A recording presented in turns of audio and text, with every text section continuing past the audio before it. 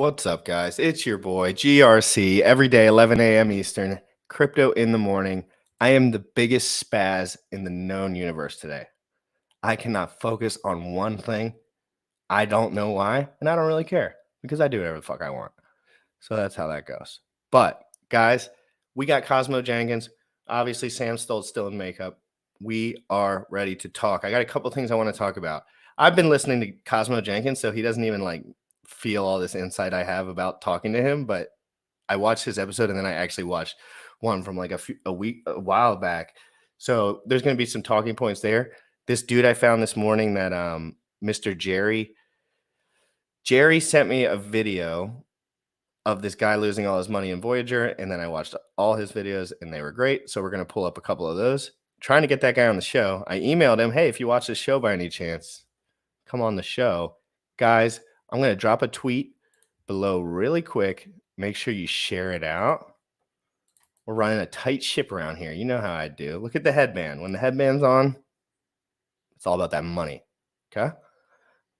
Guys, this tweet right here, COSMO Jenkins, we're talking about Hex. We're talking about the macro. We're talking about centralized exchanges today. And we're just going to talk about whatever. I'm going to KSB TV, guys. I want to run that ad. Can we run? I have to ask Bullish, though, if we can run it, because I don't know if it's preloaded. So let me ask him real quick about the golf tournament ad. We'll see what he says about that. Maybe we'll run it after if he's not sitting right at his desk.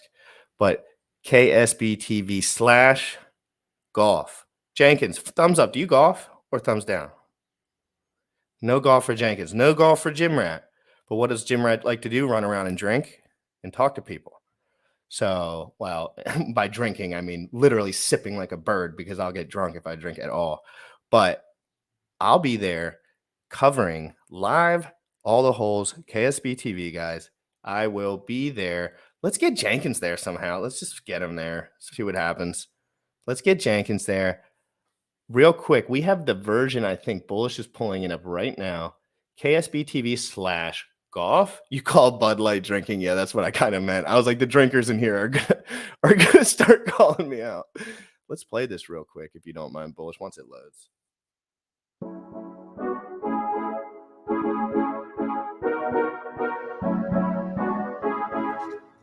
Join Hex Ladies at the Pulse Masters Golf Tournament on September 5th, 2022.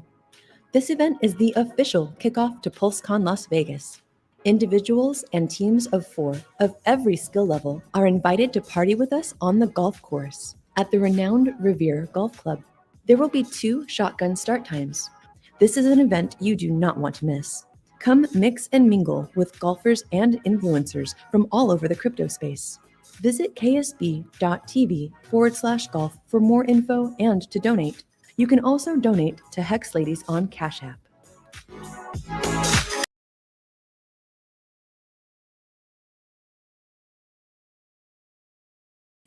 Muted.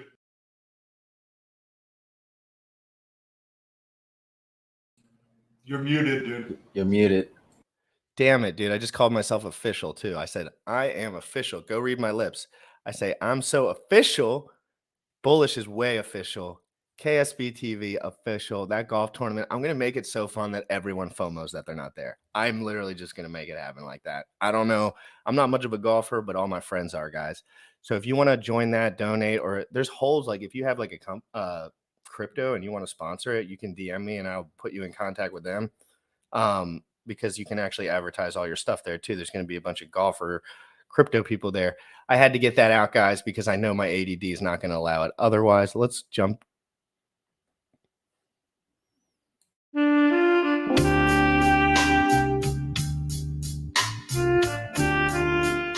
Where will you be on September 5th, 2022? Do not miss your chance to participate in the Pulse Masters Golf Tournament. This is the official kickoff to PulseCon, and the Hex Ladies need you to help get it in the hole. With any size donation, we will be willing and waiting to wash all of your dirty balls. The tournament takes place at the renowned Revere Golf Club with 2 shotgun start times, 7 a.m. best ball for you early dirty birds, and 1:30 p.m. scramble, sure to be an afternoon delight.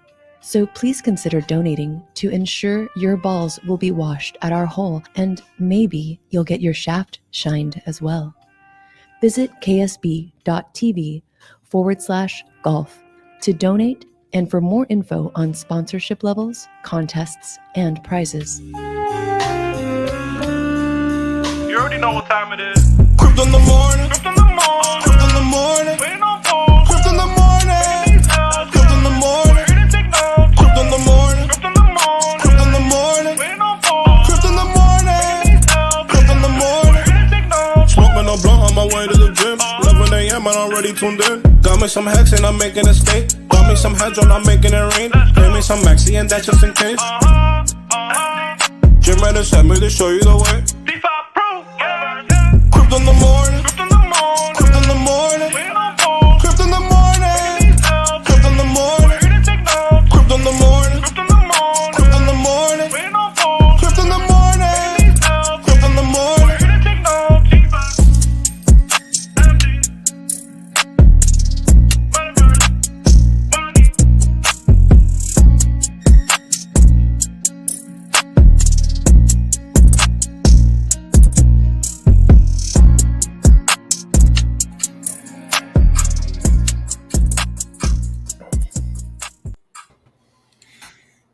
Yo, Jenkins, what's good, bro? Wow, what an intro. This is crazy. Last time I was on this show, I don't think you guys had any of this. Now I'm fired up and ready to run through a wall.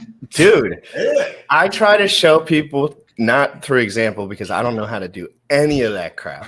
But I try to show people, like, I like to have everything that I do. I like it to be high quality in like some way, shape, or form, whether that's just a little bit here, a little bit there. And the show has been a very great creative outlet, like, to do fun stuff. So it's been like interesting experience. That was fun. That was really cool. I was actually impressed. And that ad for the golf tournament, that was actually funny. That was really cool. You guys caught me off guard. I didn't expect Thank you all for that. that. Thank you for that. And shout out to Wild SJ that she did the voiceovers. Guys, please, biceps in the chat for Bullish. Please, just major biceps. Major biceps. Yeah. I want to talk. Let me just open it up. Let's just get this like back and forth going. I watched a video on this guy.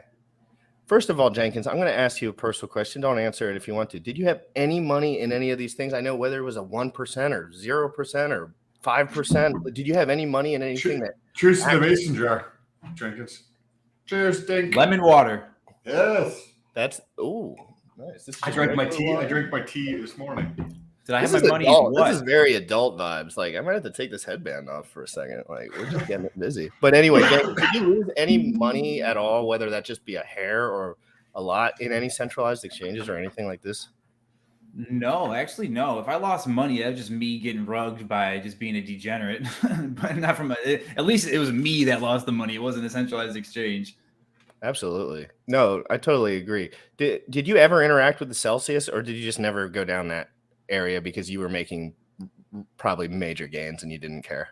With like hacks and stuff. No, I never dealt with Celsius or Luna or anything. Once I really got into the ETH chain and just realized you could just do your own work with your smart contracts, I just took it from there. Hex really introduced me to DeFi, like true DeFi, where I know I'm in full control of my full destiny in crypto, and then I kind of just swam off a little bit. What else is true DeFi? What else is there? Like more than us, Jenkins. So remember this. Like, as we're speaking, I don't know if I know more than you guys. No, I know you have had more experience in the market than both of us in the crypto market. Period. End of story. I've seen you. I know what you talk about. I'm very good at studying, but that doesn't replace time in the market. Yeah, of course. You know what I mean? And I know that because now that I've been through a whole cycle, I'm like, wow, I couldn't have known that before. I couldn't have, because you just have to get hit. But anyway, what was the question? Let's real quick. I lost an entire Bitcoin through a centralized exchange. Ooh. When it's in a centralized chain, we call it a Bitcoin. So you lost a whole Bitcoin. What was the price of Bitcoin when you lost it, Sam? $100. Okay, at least you're not like hurting a 69K loss or something. Dude, imagine real quick, guys. Imagine being the biggest pleb in the world and buying a whole Bitcoin at 70K. Yeah, Like, imagine. Dude, I know how much people that money did is do that for that. the average person, though? That is that's their whole investment portfolio. They're giving it a shot. Michael Saylor's telling him to do it. Everyone's telling him to do it. They've worked so hard. They went to school. They did everything right. And now they're listening to Michael Saylor just to get the final FU wreck in your face. Never again will you invest in anything.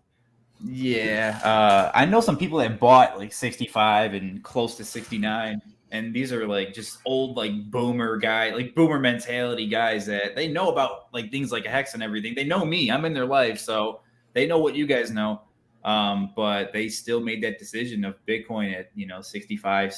The one person in my life bought it like 67.8. I mean 65.8, and he's still holding until this day. He's got no choice because what's he gonna do? Sell that thing for what? Was it at 20K right now? 22. So I mean, what do you think about this pump, this fake pump, this thing that's happening right now? Ethereum's gone up by 50% in the last month, right?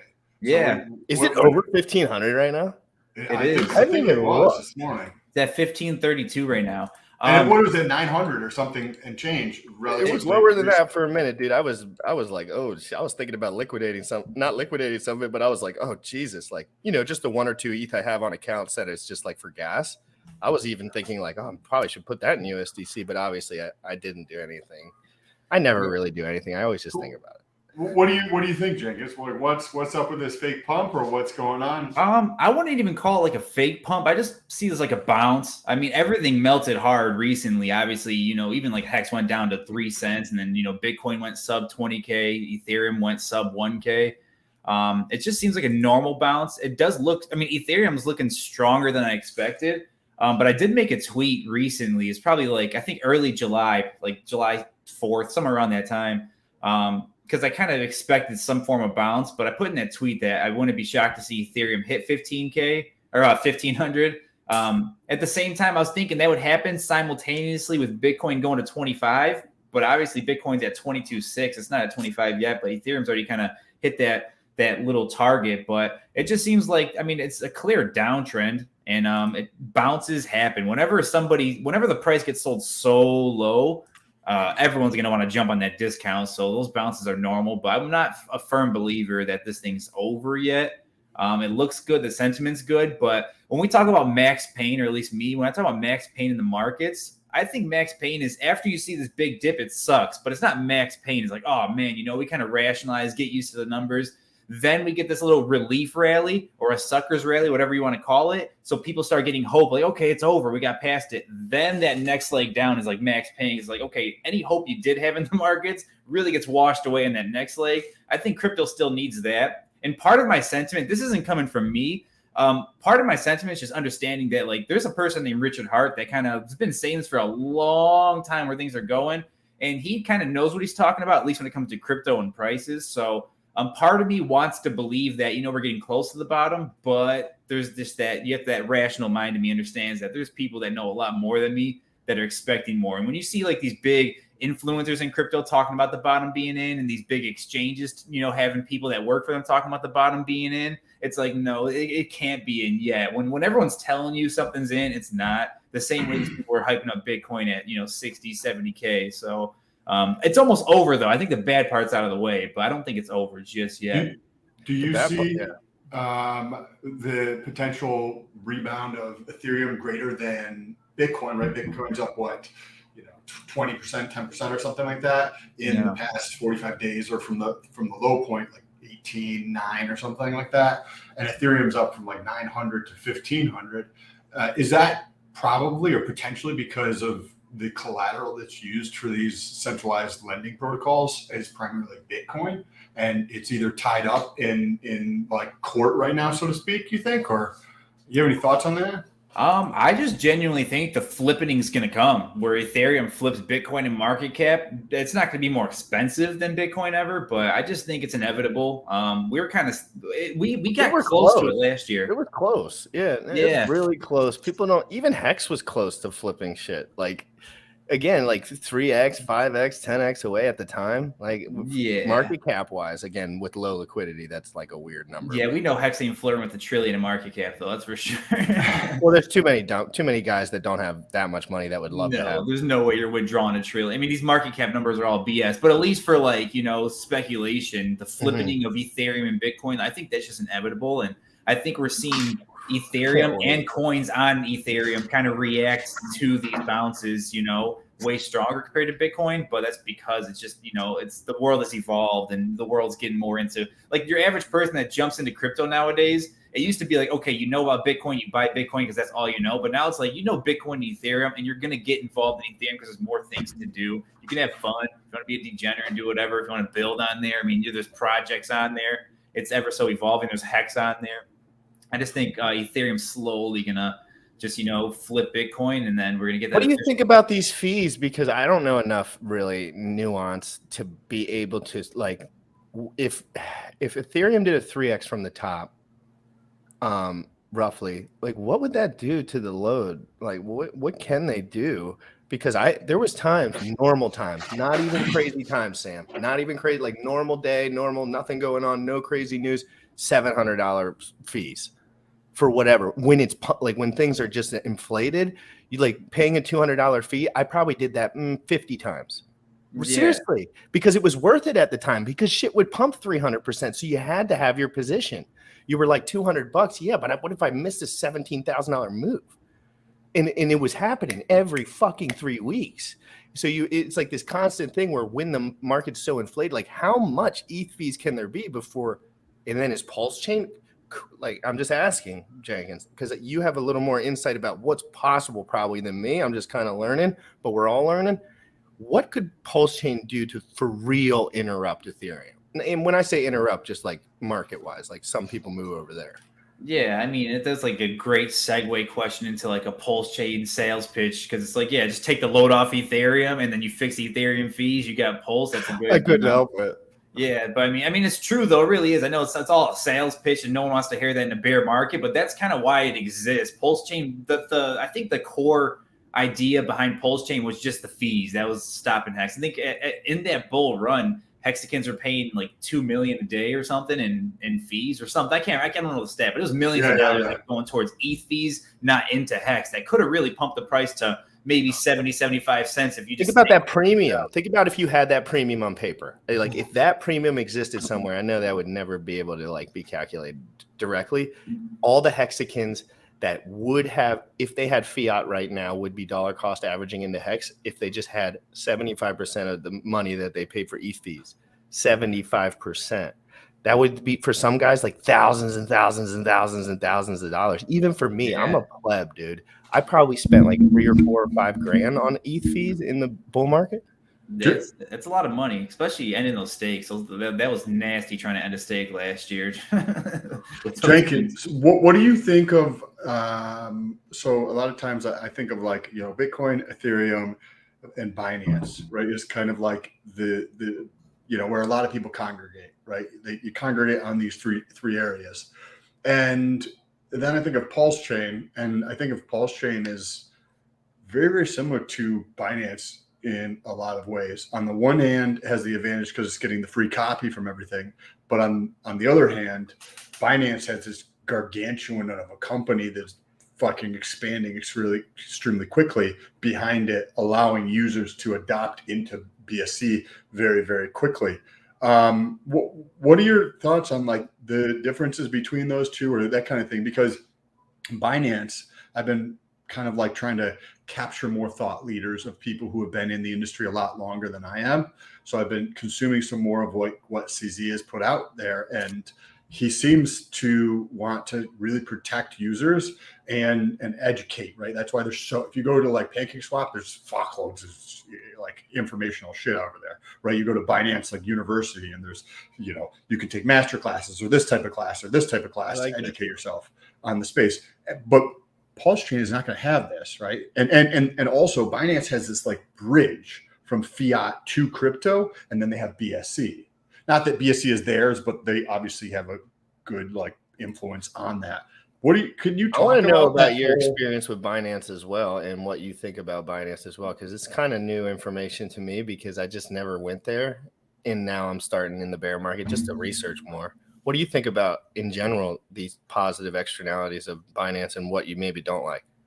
Yeah, I mean, I think Binance is doing really well. I think Pulse Change is going to kind of be like a replica of that. I think it's minus CZ. You replace him with Richard Hart, kind of the head honcho of things. You just know, like, CZ's kind of had his track record of being a little ingenuine or immoral with kind of certain things about how they went with people's funds and stuff, at least in the centralized part of it. It's a Pulse Chain is going to have more of an appeal to just like American users. I think a lot of crypto is based in America, so it's hard for an American user to really get down and dirty on the Binance Smart Chain without using VPNs and stuff. At least in my experience, it's been. But I think what Binance is doing is exactly what Pulse is going to do. Not exactly, but very similar. I just see it as like, I don't know if it's going to be like a competition between the two because they both have their own core group of like users that are kind of black or white about things. And then maybe a 5% of those people are going to actually use both of them. But what Binance is doing, at least in the Binance Smart Chain, how they're growing with everything in the Polygon network and all that. Like, I do like it. I really do. I don't mind it. When I first started getting into meme coins and stuff, it was through Binance, and I was getting smashed like left and right. That was another reason why, like, using Ethereum, I just felt safer because it wasn't as severe. But Binance was like, you can literally, there's times where I'd throw in like $60 or whatever into a meme coin. I think it would turn into like $1.2 million, and then boom, it's gone all in a matter of 15 minutes. It was just like the craziest, weirdest stuff ever. What do you think CZ from Binance thinks about Richard Hart and the Ethereum network? And potential, do you think he might know about this? Pulse Chain? Since they manually put them after Terra Luna V2 on CoinMarketCap. Oh, he's like 100%. He's 100% aware of everything. Yes, he is. The entire industry is aware of what Richard Hart is doing. Like, it's been clear since Hex days, but this whole Pulse Chain thing, like, the thing about the industry, like, it's one thing to hate Hex and hate Richard Hart. I get it. Like, I understand it. But, like, if you gatekeep Pulse Chain, that just is going to show more about whatever industry or person or influencer than it is the actual, chain, because this is a whole nother chain that we're launching out, or that he's launching out, but I just think people, it would discredit their, it would discredit, like, you want to be a legitimate reporter or influencer. If you're trying to hide Pulse Chain from the world, you just can't. That's just a beast that's too big, has more mass appeal, easier to understand, and it's not so much just like a Hex, rug pull, scam, Ponzi, whatever you want to throw on it. It's an actual chain this time. So it'll be so interesting because I think about that from an adoption standpoint, and I'm like, that's such an advantage to be able to have like the direct path to that. And I know, like, people have said that like somebody's going to create this shit for fucking Pulse, but I mean, to create something for Pulse that's really, really, really, really awesome is cool. But then it's still like somebody else has a 5-7 year head start with Binance of like entering people into the ecosystem. And there's I think that big factor is the US though, Sam, because that was one thing that clicked when he was talking that I never thought about because I don't use Binance. That US market could be, I'd love to look up the percentages of actually the volume in the US market, if that exists, to even a like ratio. But to know that people in the United States don't use Binance because it's not available, regular Binance. It's just not. It's a different server available in the United States, and I'm sure you just get KYC'd and wrecked on all of that. They probably just made it tailored to the United States. Everything else is probably just the better version of Binance, basically, or the more free. Like, if you use Binance in the US, like, you could, but if you're trading or something, like, it's not even worth it. Like, you put $1,000 in, you might get a $20 profit, and they'll limit you at that on a good pump. Like, they don't let you leverage. I mean, which is good, I guess. Leverage is not good. Trading's not good. We get that. But just for the typical user, if you're going to use it, there's no reason. There's no incentive to use it. What about providing liquidity? I mean, I've never provided liquidity on Binance myself. What about Uni? On Uniswap, I've done it in Hex, but I haven't really done it too much. I wasn't early enough in Hex. I felt I kind of missed the God whale pump days and everything. So I'm one of those guys where I feel like if I'm not early enough into something, I'm not going to do it. And I know it's just like a bad mentality as a trader or market participant, but No, like I don't really provide too much liquidity. I kind of just do my thing. I know it's a safer,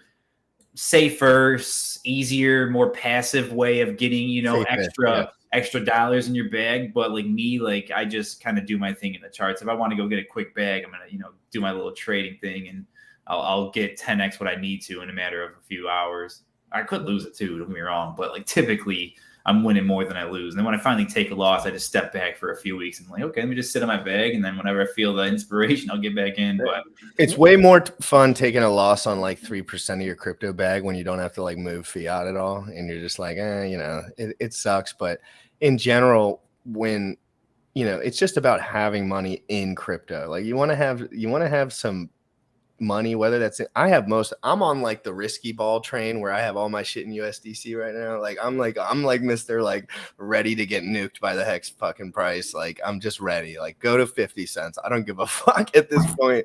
I'm in USDC. I would rather have 5 times my bag if we drop down another 30-40% from when I sold it than just I have so many stakes in my opinion. For me, that number is different for everyone. It's like if we pump, I'm gonna be fucking stoked out anyway. Like I'm gonna be stoked out. I will be pissed that I didn't have any liquid or as much, but you know what I mean. So I have all my stuff in USDC. What do you think about that strategy at this point? I know it's risky because you never know, but like, what do you think about like the USDC hedge for most, like for a Hexican that has stakes in a place where he feels comfortable? Yeah, no, I agree. I think sitting on stables in a bear market is always good. I'm not the type of person that's like, 80% of your bag go to stable now. That's really like, even if a bear market, if Hex is at 50 cents and dropping all the way to 3, I just I don't want to take that risk on that much of my bag. But yeah, like a huge, I'm sitting on a lot of stables right now too, actually, USDC specifically. From the meme coin days, I was buying Hex at like 20 cents, flipping those memes into Hex, but then I realized like, Hex is probably going down more, so I kind of just sat on stables. So it's not a bad strategy at all. If you're sitting on stables in a bear market, you're not losing money unless you're, sitting on the ones that are rugging right now. I wanted to ask you if there is a metric that you know of where in legacy, right, you can kind of track money flow and use that as a sentiment indicator to track like, how much money is getting added to the stock market versus like, sitting in cash type of thing. Is there a metric for the aggregate of the top 5, 10, stable coins of holders versus like how much of that is like flowing into stable coins versus how much is flowing out back into crypto or things? Because that would be a super interesting gauge to consider during times like this. Like I bet a bunch of the top holders are using this pump as exit liquidity, like to get rid of some of their shit and get back into USDC. If we believe like what RH is saying is accurate, that we're going to go down, below 15,000, right? Like, and that, have you ever heard of a metric like that where you could gauge the cash inflows and outflows from stables? I'm sure there is. And like, I don't know if there's like an exact metric that gives you the chart, like that makes it sense. There might be. I'm sure if there's a metric like that, probably Wales Only is the guy to ask, because he's the one that knows beyond the surface of all that stuff. But, I think just kind of keeping your eyes peeled, following not the right people on Twitter, but like the people that have influence in the markets, these institutions, these banks, what are their positions, depending on, okay, what's the Federal Reserve doing with interest rates and stuff? That's kind of like the first indicator. And then how does like, an institution or JP Chase, like what are they doing with their positions in the market? You can kind of keep up with that. But for me, I mean, personally, I've never really gotten too into that. I mean, usually the sentiment, whatever the sentiment is in the world, that's what those institutions and banks are going to kind of follow. But for me personally, that's why I just look at charts, because whenever you see like big long wicks or like I call it like an institutional candle where like it shoots down, wicks hard, finishes negative, the next one engulfs it, that's usually an institution kind of getting their bid or sell order kind of activated. So that those wicks tell me that there's money sitting there.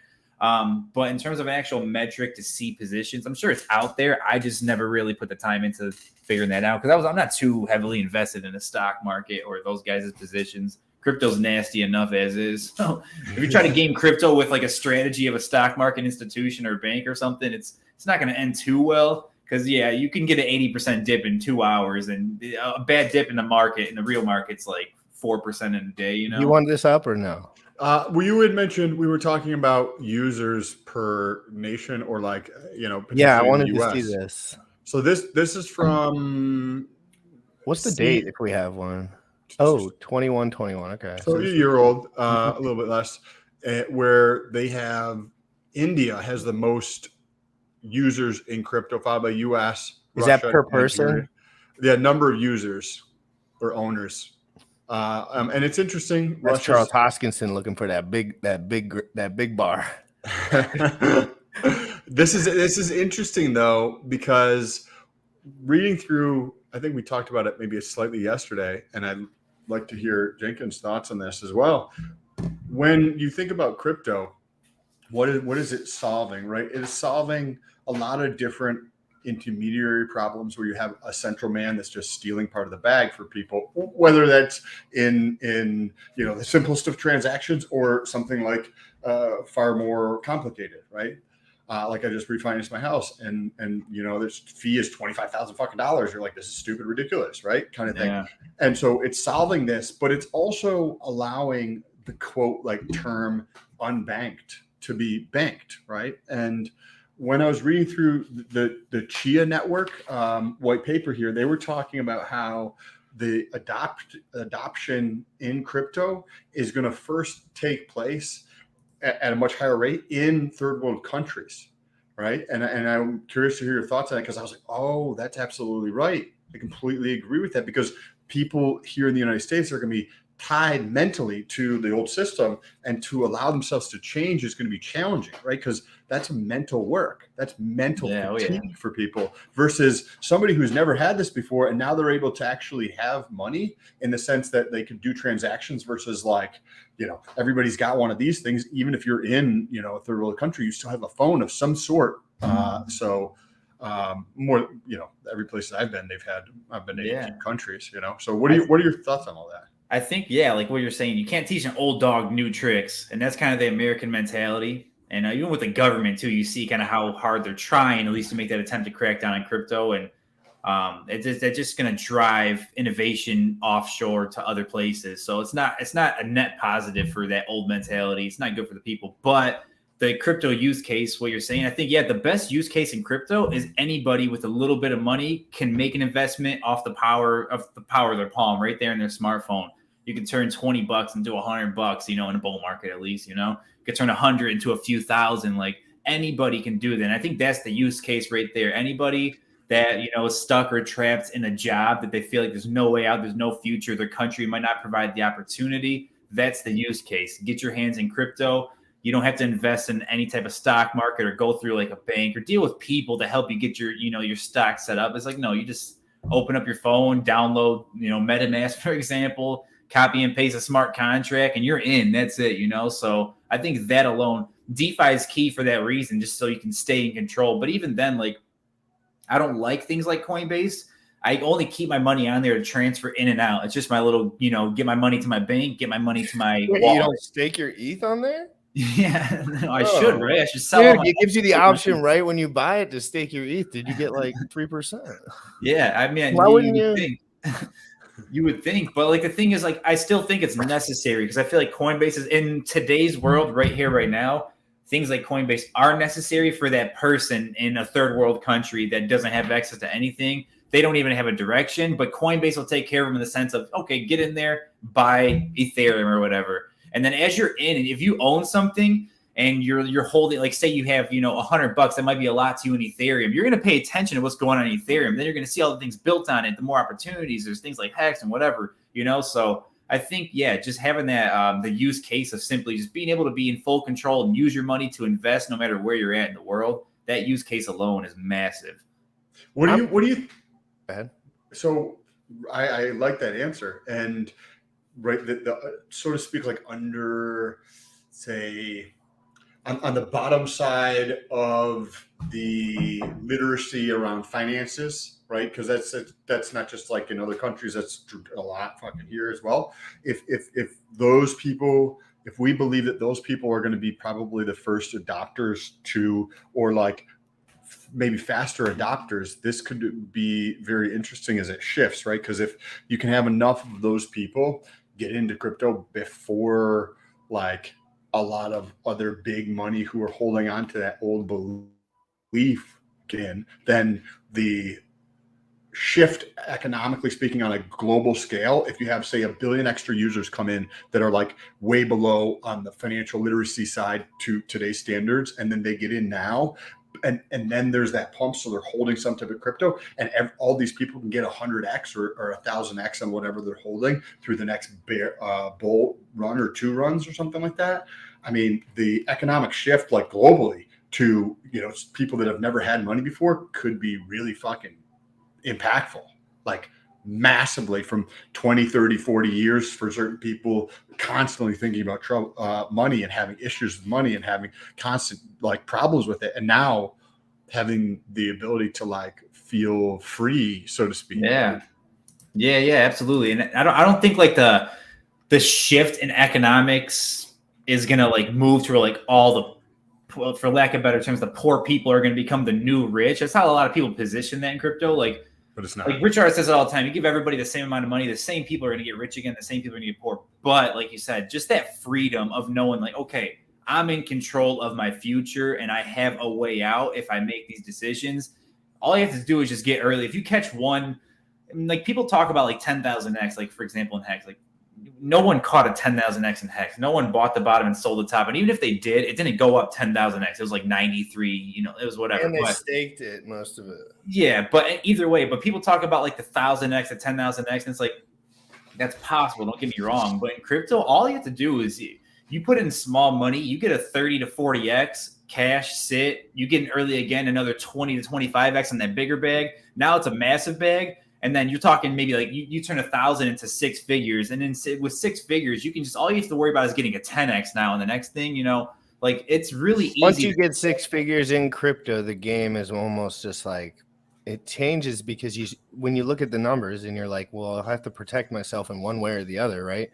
If you put all of it in Cardano, you're going to look for a 99% dump. You still might hit all-time highs, but then you start thinking about how can I preserve some of this in a better way or a more efficient way.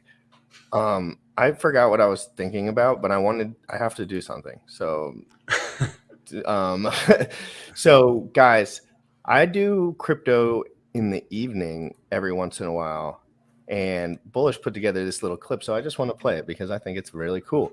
So tomorrow, Sam, and I think you should try to make time for this. Jack Levin actually hit me up and he was like, I really enjoyed our show and I want to do a separate show on longevity or a separate episode. And I said tomorrow at 6 p.m. and he said, let's do it. That's Wednesday? Yeah, tomorrow. Cool. Yeah. I'm down. Yep. So we're going to go on with Jack. And this is the little teaser before we get into the video on I want to pay my respects to this dude that lost all his money in Voyager. So he has like a 2-minute clip. Let's pay our respects. 400 grand. Took a big L, and he's man enough to do videos every day trying to help people not make the same mistake, guys. But here's the little clip. Crypto in the evening.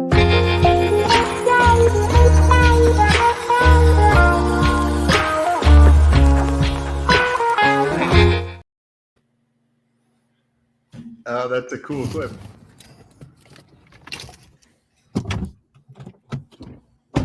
Hey guys, Big Pascaletti here, and just want to give everyone kind of my backstory and how I've been affected from the Voyager shutdown. So a little bit about me. I grew up in Cincinnati my whole life. I've always played games. I love spending time with my family. From an Italian household, and you know, family's a really important part of my life. Kind of growing up, you know, being in video games and whatnot, I got into the realm of IT, and that escalated into learning about Bitcoin. I was working at a place called LeadEck, and one of my coworkers by the name of Josh introduced me to Bitcoin and kind of the whole realm of cryptocurrencies. And, you know, I was young, so I figured, you know, I might as well throw a couple $100 in it and see where it goes.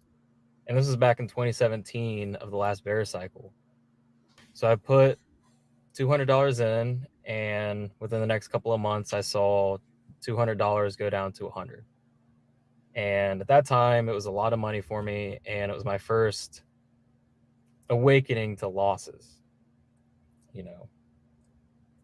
Because every time I heard about Bitcoin, I've ever heard about Ethereum or anything about cryptos, I always heard it only goes up, you know. And this is me being naive, and I thought I would only put in a couple $100 and I'd be a millionaire, right? Time goes on, and I start learning a little bit more about IT and finances, and, you know, I start maturing. I got into IT space when I was about 18 years old, and I'm 24 now. So, you know, after I started learning a lot more about cryptos and finances, I started putting my money into, you know, better investments. So I racked up about $10,000, and it was 2019 going into 2020. And I was out in Korea, and I came up with the idea that I put all $10,000 into the market. Bear in mind, I did have other money to, like, you know, have as an emergency fund, or as an emergency fund. But I still thought, you know, now's a good time. The market cycle's down, and I'm going to put $10,000 in. I'm going to see where I can take it. Bear and balloon, or bear and behold, whatever you want to say, I brought the 10,000 up to 40,000, and I thought I was rolling. I was going nuts. I was telling everyone, like, holy shit, y'all got to get into crypto. And this was, I mean, probably early 2020, right? So this is around the time COVID was happening. And then the first COVID hit occurred, and I lost $30,000. I was back down to square one. So I was worried with all my friends, like, oh man, like, what are we going to do? And, you know, since I knew it was such a big dip, I just said, all right, let's just diamond hands. Let's go up to the moon. Let's see where it goes. And we rode that $10,000 all the way back up to 40,000 and beyond. You know, we went from 40 to 80, from 80 back down to 40, and from 40 all the way up to 200, and then from 200 down to 100, and then 100 all the way up to 400. Okay, and this was within the time span of like a year. So I was about 22, 23 at the time. You know, I moved out from my parents' house, and I was just living a happy life. You know, I thought I finally made it. You know, all these rumors about Bitcoin being, you know, a great investment paid off. And it was sometime in 2021, Elon Musk sent out a tweet that tanked the market. Now, I thought this would just be another, you know, quick little dump, and that would be it. And it wasn't. It was kind of the beginning of the bear market, and things started going down. And that's when I got into leverage trading, and I started getting a bad problem. You know, I was gambling with my money at that point. Does get if anyone problematic. knows, you know, $400,000 can take you so far, and I didn't realize that because I was blinded by it. And I rode that 400,000 all the way down to 100,000 in a couple of months. And it seems to be like a common theme where I make this money, I lose it. I make this money, I lose it. And I haven't learned from it. Right? Solved that. So after it went down to 100,000, I made the decision that I need to learn. Like, I'm done losing money. I need to learn. And I put all that $100,000 into Bitcoin and Ethereum. And I wanted to get interest on it. So this is where it comes in. I learned about Voyager. I've already traded Voyager in the past. I've already made money from it. Found the money. He found the money hole in the past to bring that 40,000 all the way up to 200,000. So I said, all right, I'm gonna be safe. I'm just gonna leave my money in there forever, and it's gonna be fine. You know, I'll be good. No. It was the worst decision I ever fucking made. That 100,000 went down to 30 or whatever because of the market. And I thought if I just left it in there and never looked at it, it would eventually rebound and I have my money back and whatever. I shouldn't have left my money in Voyager. Left all my life savings in the bitch. And today they came out with a newsletter saying that you can't withdraw, transfer, or deposit any funds. Whoopsies. So my money's stuck in there. The last time I looked, it's probably been a month, and I've had $30,000 just stuck in there. It's stuck. It's gone forever. I've gotten a few of my friends into Voyager, and I told them to pull out their money today. I was telling them to wait until today to pull out their money because I knew things were going to happen. After seeing 3AC, after seeing the temporary contract that they had, I forgot what it was. After seeing the permanent contract, I could see that they're getting acquired. I could see that they're getting sold out. I knew something was up, and I told everyone, after you get your interest, pull out, and we'll go on to another platform. Wild to believe that same fucking day, they shut down everything. No one could pull out any fucking money, and everyone's stuck. Everyone's stuck. I lost 30,000. My friend just lost 15. My girlfriend lost 10. What the fuck? What the actual fuck? And then I find out that the FDIC insurance is just a scheme that Metropolitan is a fucking bank that needs to pretty much blow up before we even get our FDIC insurance, and they've been putting the scheme out the whole time. Like, what the fuck? It's sick. People like me, people who are having this dream and aspiration to, have a future, you're fucking us over, okay? I can come back, I can bounce back, but other people can't, all right? And that's why I'm making this video, is because I'm trying to have a voice for all these motherfuckers who can't. My friend Adam, he can't make that money back real quick, okay? That's like 5 fucking years of hardcore grinding to get it back. And you just said, oh, by the way, we're just going to stop all transfers. This is your fault for doing too much fucking leverage, not being transparent with your customers or clients, and destroying everyone's fucking life. You are doing some shady ass business, and this is what happens. It's disgusting. I'm praying for everyone out there who's going through this. This is my story. I know this is my first time making a video, so hopefully the beginning was good. I just feel for everyone out there, man. I had to go to tell my dad the story, and I was bawling my eyes out. Growing man-to-man conversation, bawling my eyes out about what the fuck happened. And he told me probably the best advice I've ever gotten, and I'll hold that for another video. But thanks for tuning in. I wish everyone the best of luck with this thing. I know so many people that have been affected, and I really hope this all gets resolved, guys. Wow, that is a very heartfelt story. Thank you for being honest, Mr. Guy. Thank you for being honest. That goes through a lot. I was feeling that when he was going through that, and we've all been there. But when you pull in other people that you care about, like I'm okay. You know what I mean? But when I like tell my girlfriend or my friends to do something, and then they get fucked over because they listen to me, I don't care if I get fucked over because I made the decision to get fucked over. But when people depend on me to make intelligent decisions, and then based on my insights, they get fucked over. That's really not that. That is far more hurtful to me than me getting fucked over, because I'm good. Like, I'll fucking figure this shit out. But when you bring in your girlfriend and your buddy who doesn't make a lot of money, and it takes him years and years and years to get to $15,000, fuck. That's not a good feeling. That's not a good place Bitfinesse, to be in. $20 super chat. This young man would learn wealth building skills and tactics from RH and Anton Krill. Bon voyage. Let's get him on this show ASAP and make sure he is clinically aware of the best immutable yield producing smart contract on it. Jenkins, what do you think of that video, bro? It's sad. Can you guys hear me? Yes, sir. Yeah, it's sad. It really is. It's sad, and that sucks. I mean, it's like it goes two ways, because like crypto's like the way out, but I also I always tell people around me, like, your crypto bag, like, it's your future, but also you always have to have something outside of crypto, because you just got to pretend if all crypto rug pulls one day and it all disappears, like, what do you have left over? You have to have some emergency left over to kind of pick yourself back up. But it's sad. It's unfortunate. It sucks. I know the feeling. Being a trader for so many years before, coming across, Richard Hart and Hex in 2019, 2020 or whatever.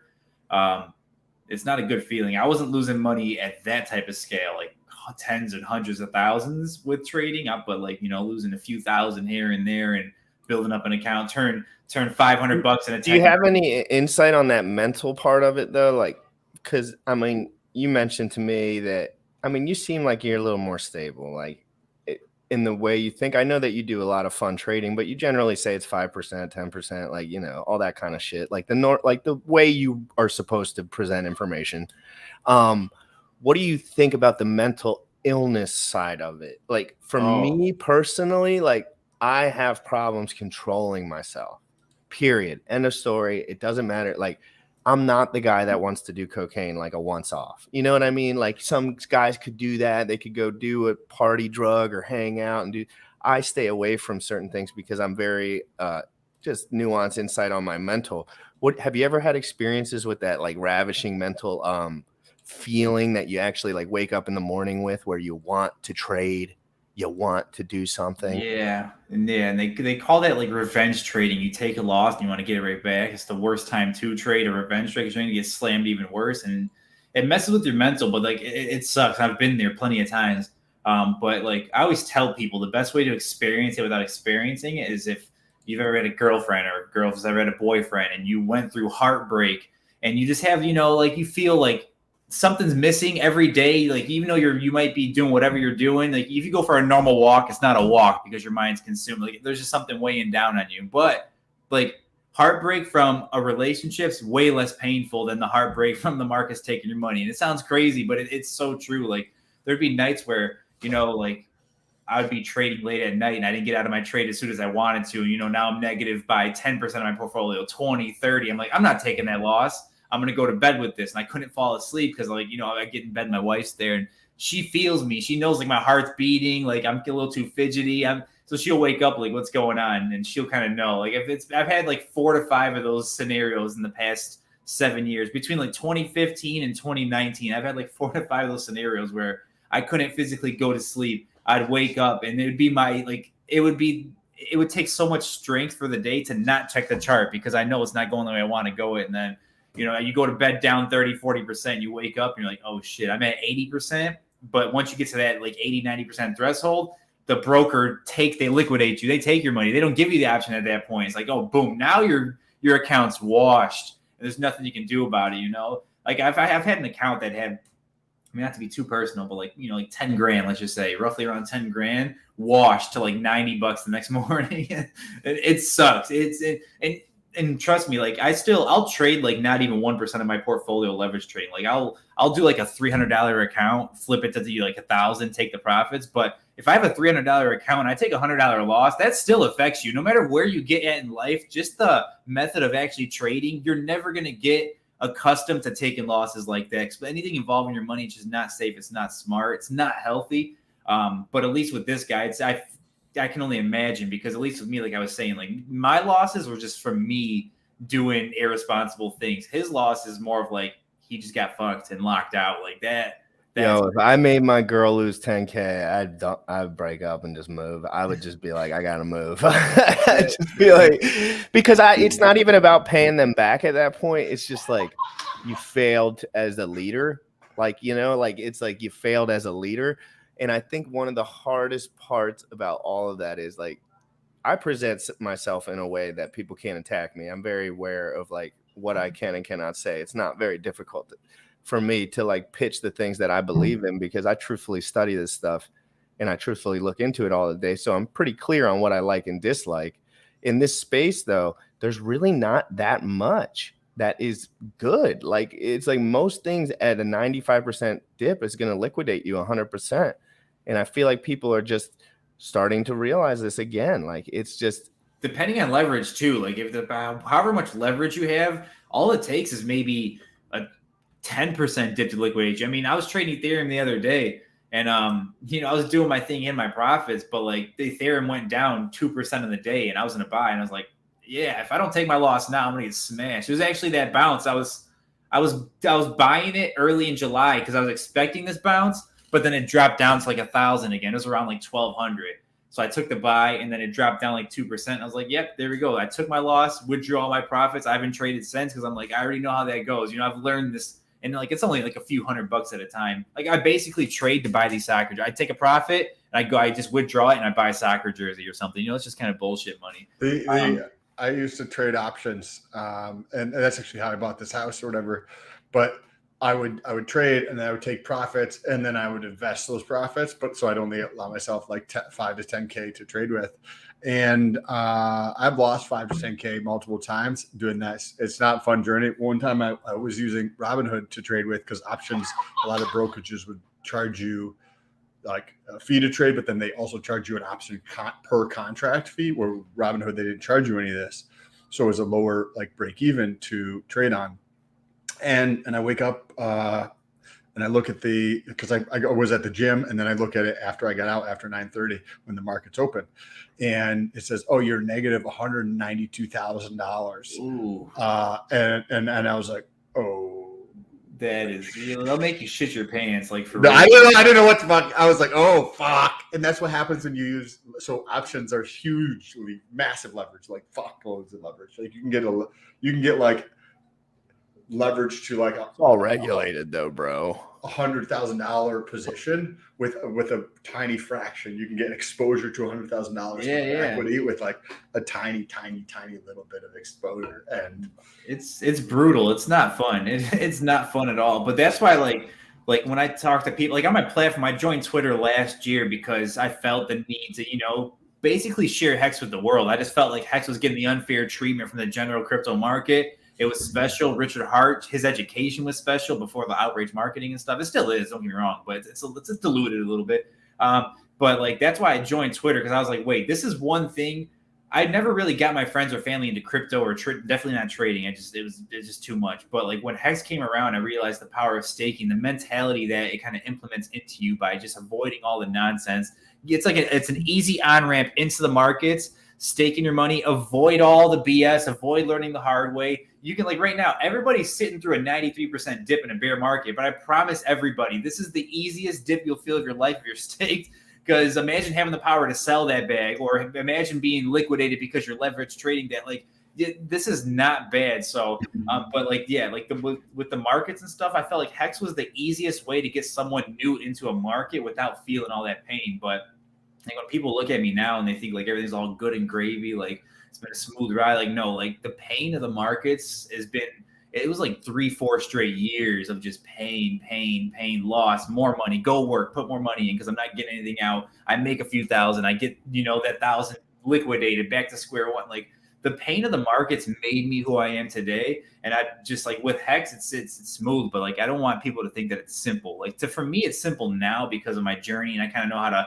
leverage myself without relying on anybody else or anything else, thanks to DeFi. But it's like, no, you're gonna go through some shit in the markets. You're going to. But if this bear market is what you're going through for the first time and you're staked in Hex and it sucks, and you've seen your portfolio go from 5K to 220K back down to 13K right now, like just know like it can be way worse. You own your coins, you're in control of your coins. No one can lock you out from selling those coins outside of you being dishonest to your stake, which was your own decision. Like everything about Hex really made me feel the need to come on to the social media world and start streaming about it. But it's like, yeah, if you really want to talk crypto outside of Hex, it's really nasty. It's a nasty place, and it can get real bad for people if you don't approach it the right way. And even if you approach it the right way, it's going to get bad regardless. You're not going to avoid all the tough times in crypto. But like Hex, just protect yourself. Not financial advice, just protect yourself. Nicely said. I think that's a good way to start to wrap up, guys. Thank you so much for the amazing hour. That was incredible. We're keeping the shows tighter now just for the sake of everything, and we're doing it every day.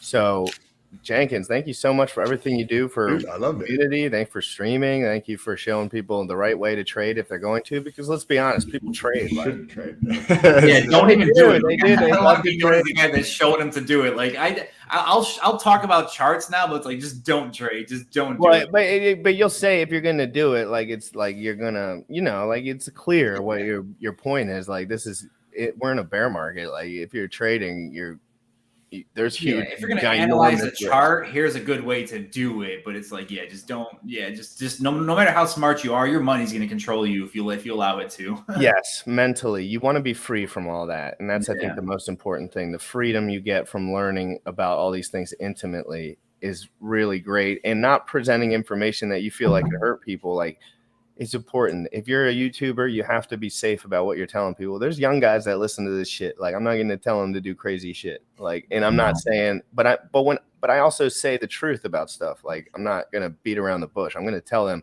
honestly, I'm learning about providing liquidity now. And there's a lot of misconceptions that I've learned over the last couple weeks about providing liquidity. That's just stuff like that. Like, there's a lot of information that can be brought across, but like, I don't have to be like, oh, I'm doing it all right now myself. Like, but like Sam, for example, like he's gone in that process enough where he has actually done it and is showing people his relationship with that. And that's just because he's been in the market a lot longer. I'm going to stop fucking talking, guys. Everybody follow COSMO Jenkins on Twitter and on YouTube. I'm going to drop both his links below. Sam, you have any closing words? Jenkins, you have any closing words? Jenkins, go ahead, sir. Closing words, just to kind of round up what you're saying. If you want to practice liquidity providing, obviously Sam's a good guy for that. But the testnet, just use the testnet. Mess around with that. If you fuck something up, it's fake money. So the testnet's there. Like, I think people are taking that for granted. So if you're trying to just get familiar with DeFi and what basically a better version of Ethereum is, just use the testnet now while the bear market's beating the hell out of people, and get yourself prepared, because it's gonna be here soon before we know it. And whether it's liquidity providing or something else, whether it's investing into yourself, whether it's like buying books or coaching or courses or whatever that thing is, there's a belief in people to like not spend the money because they don't think they're going to get the value from it, right? They're like, I'm not going to get $100 from this course or this call or whatever the case is. And then take a step back, perspective, and realize that you fucking waste $100 on dumbass shit that gets you zero effing fucking value, right? So like in crypto, in my opinion, it's worthwhile to do things like that so you can test for yourself, because going through that experience is going to be so much more valuable than the 17 other things you're going to put $20 into or $100 into that just bring you absolutely zero value into the future. That's all I had to say. You guys can check out the links down below. GRC, you want to take us out of here with some DeFi proof outro here?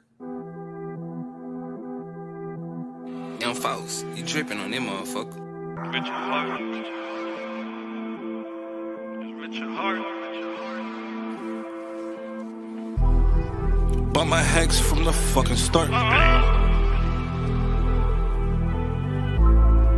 Point one every day we mark. Bought my hex from the fucking start. Sacrificing all this bread like I'm Richard Hart. Got paid on big payday and I had a hairy start. Now I'm checking on my pulse just to check my heart. Bought my hex from the fucking start. Sacrificing all this bread like I'm Richard Hart. Got paid on big payday and I had a hairy start. Now I'm checking on my pulse just to check my heart. Checking my MetaMask moving. Look at the hex, he is mooning. Looking at why they be choosing. Peter is why they be losing. Pro chains out, gonna get me a check. He's gas up and it got me a mess. Remember the times he died collect. Hex I been eating, I'm dying in the best. Getting this back like a year ago. Getting this post, I ain't letting go. Swerving the ring like a Lambo. Getting this back like a year ago. Getting this post, I ain't letting go. Swerving the ring like a Lambo. Bought my hex from the fucking start. Sacrificing all this bread like I'm Richard Hart. Got paid on big payday and I had a hairy start. Now I'm checking on my pulse just to check my heart. Bought my hex from the fucking start. Sacrificing all this bread like I'm Richard Hart. Got paid on big payday and I had a hairy start. Now I'm checking on my pulse just to check my heart. Richard Hart. Richard Hart.